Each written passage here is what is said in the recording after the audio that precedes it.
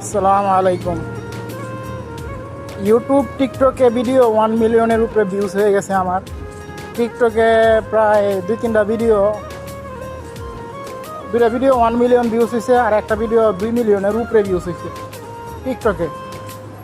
আর ইউটিউবে একটা ভিডিও 2 মিলিয়নের উপরে ভিউজ হয়েছে, আর আরেকটা ভিডিও 1 মিলিয়নের কাছাকাছি আছে ভিউজ। শুধু ফেসবুকে 1 লাখের উপরে যাইতে পারি নাই।